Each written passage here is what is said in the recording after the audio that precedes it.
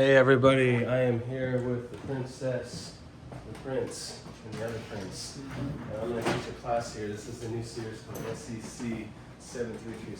Get it? Wait, 7331. Okay, I was talking to Don about this, and it became apparent to me that we needed to talk about some advanced concepts in security. So, let me give you guys a rundown of advanced network security. So, SEC7331. Advanced. There's going to be another series like advanced physical security. We're going to give this one to church, right? Mm-hmm. Yeah, or to the AA. Maybe tomorrow. I'm down to join you. Whenever you're ready. Advanced network security. Yeah, so this thing's a little unstable. By the way, I'm Justine. What a cute call. So first of all, let's talk about networks. Let's talk about the OSI layer. Just as a refresher, OSI stands for Open System Interconnect. There's a 7-layer DIP, Open Systems Interconnect. Alright, so we start at the first layer. There's 7 layers. The first layer is physical. That's like the actual cables. Most people don't see that anymore because they're in the cloud. They use like, Amazon does all this shit. They physically run Ethernet cables, all that shit. Then you go up one layer and you get the data link layer. That's like MAC, media access control. So like whenever you got like a network adapter, there's like a 48 character address, or 16 characters, the manufacturer, 16's the device. That's layer 2. Then you go to the network layer, which is where IP lives. Internet protocol. Internet protocol is like the telephone number of the internet, so IP. Then you go up to another layer, it's called the transport, which is UDP. TCP, if you remember, UDP is user datagram protocol. That's like sending a postcard, you don't get confirmation. TCP is like picking up the phone and saying, hey Don, are you there? TCP is more reliable, but slower. UDP is faster, whatever. And then you've got this is always the layers above that mess people up, session and presentation. Do you know much about that? Like layer 5 and 7? Session is like X11 Gopher. It's like it allows you to do like basic network like proxying and whatever. And then there's like presentation, which is like allows you to do video conferencing and stuff. I think I don't remember. Don't hate on the internet. But then the internet, layer below is application. So that's like everything. Your communications, your Slack, your email client, and then all that stuff. This is really where we're going to focus when we talk about advanced network security. Next gen, because the reality is, as you know from OSI, if you've heard me talk, and there's an unofficial 8-layer human. So I can put that in some of your other ones. It's true. And actually I got that from the Hacker Playbook 3. Gene Kim references it. So here's the thing about OSI. If any layer above that you can compromise, you can undermine the layers below, which is why most attacks happen at the human layer. If you don't have a human, they happen at the application layer. So we're going to focus on how to protect your network at layer 7. We're going to ignore all this shit like below that. So and that's what it's like next gen firewalls. Exactly. Like That's all layer 7. Yeah, and all the stuff that exists in that layer. So let's talk about that. And like application security really is layer 7. But again, here's an interesting thing about Tor. I think I mentioned this in another class. The Tor browser itself, or Tor itself, is secure because it operates at layer 4. However, what happened in 2013, there was an attack on the browser, the Windows browser, and because it was an application layer attack, it actually caused a debug crash in the browser, and it spit out the IP of the last relay. And that's how they were able to correlate this guy who was running this freedom hosting, because they kept crashing browsers, and then they found the exit nodes.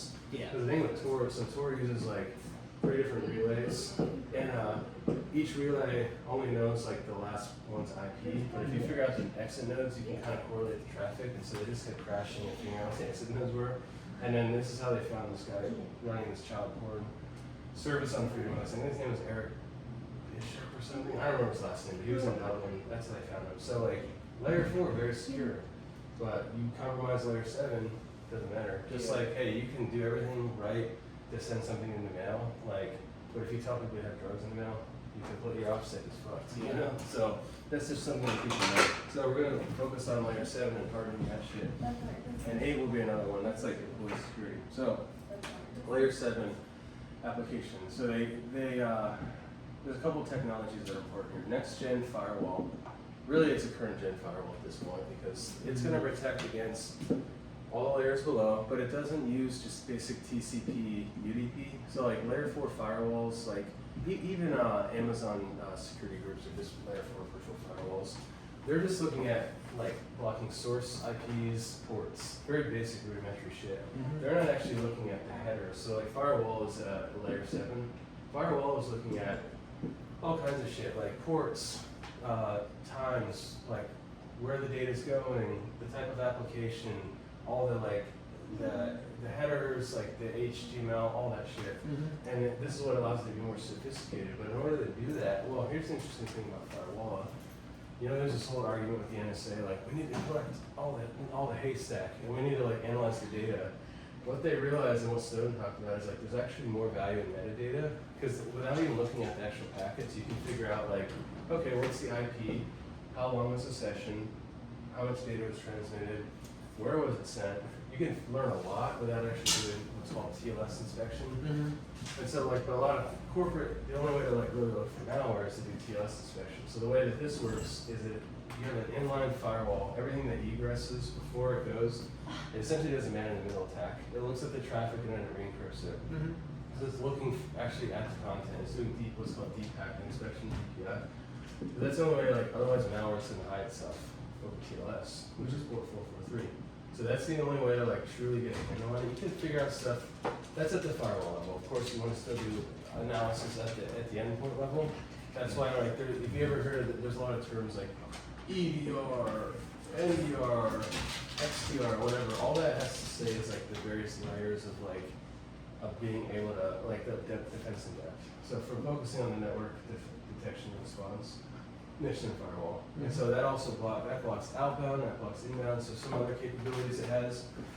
So next gen firewall sits on the edge, and so everything coming in, it will block. Everything that egresses, it has to permit only certain, because there's a lot of data exfiltration that can happen.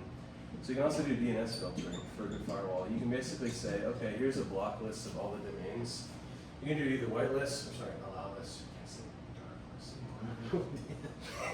Wait, let me make sure this is actually in frame.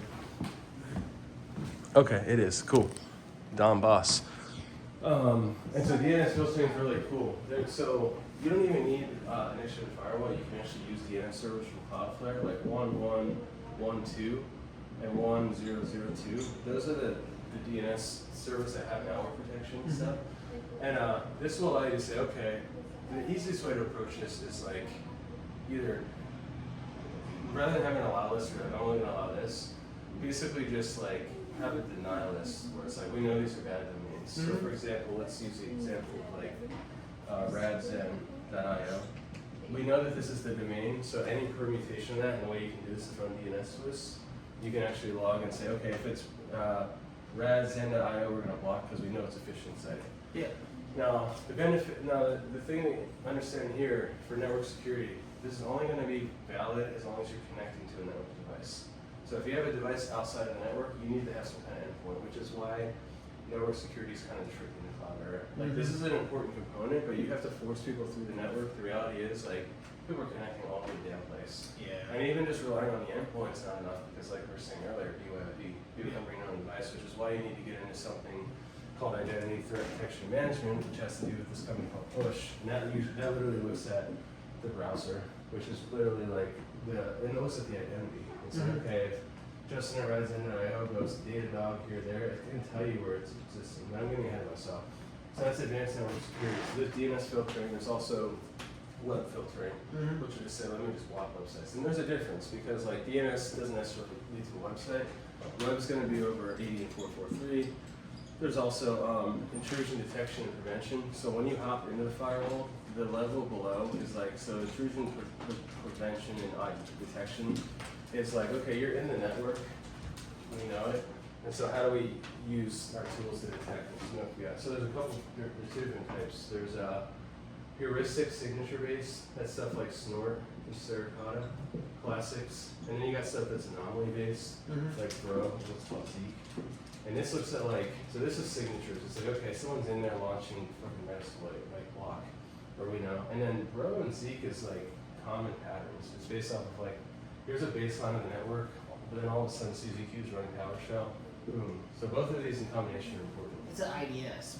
Yeah, right? slash ID. No, IDS and IPS are the same. Oh, It okay. just depends how you configure it. This is detection is how you should start. Okay. When you want to actually have it interfere and block shit, that's prevention. You should never start with IPS because you might just kill all legitimate network traffic. Yeah. So that's IDS and IPS, and those are common features. Then you've also got stuff like ad block, which is like porn block. Yeah. I like my pornography. Yeah. Ad block, and then you know the other features. Then you also have stuff like traffic shaping. So the firewall will act as a router. In the olden days, you know, you have layer 3 and layer 4. You have like just routers that would just send traffic internally.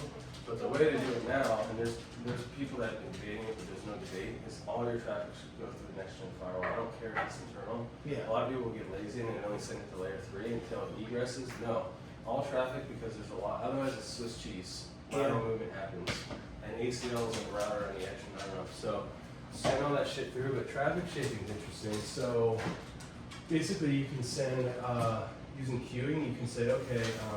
Or this is like quality service, you ever hear this, where it's like, okay, if we have like multiple WAN links or whatever, we're gonna prioritize this traffic, like let's say porn, it's gonna get more That's the most traffic. important. Yeah, exactly, like porn gets 50, 70%, and like, you know, business gets 40%. And so you can actually weight the speeds in the connections, that's using smart queuing and all that. That's another feature of the next gen firewall.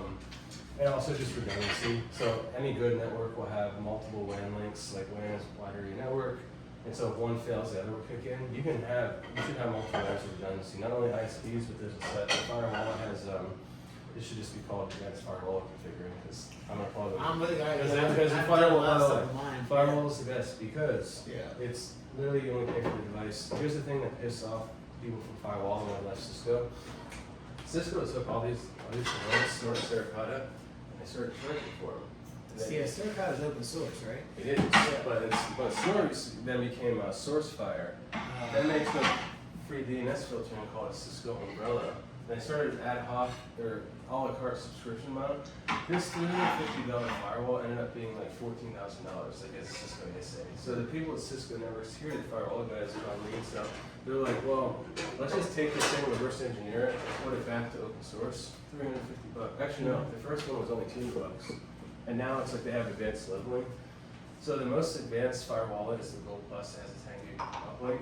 That's $850. The equivalent ASA is $44,000 and you have to pay each year, like for subscription. Right? So this is why I love firewall and like why everyone like you shouldn't have to pay for open source. That's the worst fucking thing ever, you know? Yeah. So that's that. So these are all the cool components. Now, this is important just to know what's happening in the network. So let's switch over and say these are components, but let's talk about the application side. The specific component of applications, because it goes a lot deeper than this.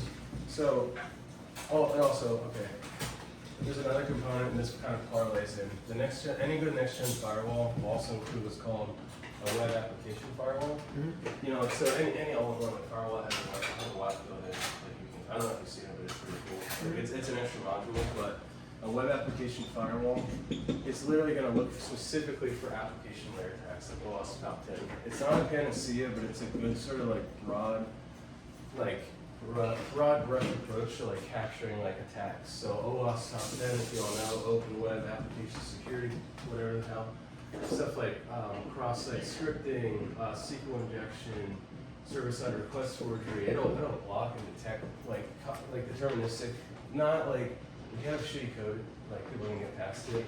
But this is like a really good thing built in, and this is specifically for layer 7 attacks, because these are the types of attacks that will hit your web and your application servers and like cause you to be prone. So I have an Equifax. Equifax was I think it was a basic parameter pollution, like all these services basic bitch, or server-side request forgery. That's an insidious one where you actually on Amazon, you can like the old metadata service for EC2 V1 allowed you to basically send like a request to like 169.254 to the server and have it do a backend request, and it would actually like do an enumeration of local network. Like it would convince the server that this is legitimate, and it's still possible. It runs V1.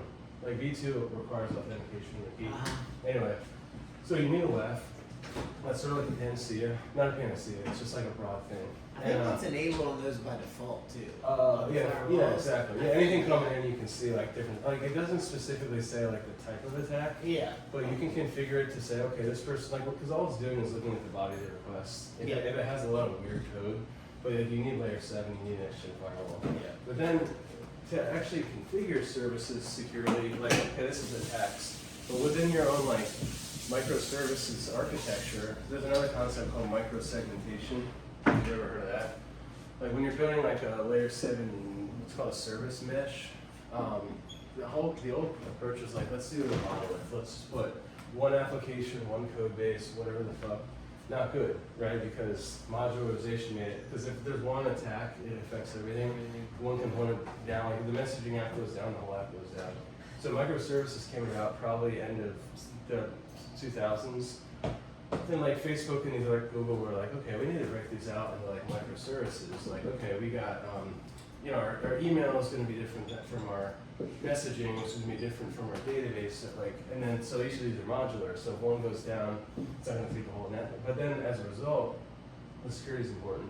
So the way you microsegment is you say, okay, we know that email needs to talk to messaging, but messaging doesn't need to talk to the database. So you literally follow the principles of least privilege. Only allow these services that are microsegmented to talk in this direction. Mm-hmm. And the benefit of this is you don't have to use source and destination IP ports, which you have to constantly update. You just use like basic access control that says, okay, messaging has the permissions to talk to this, but not this, and it's a lot more secure.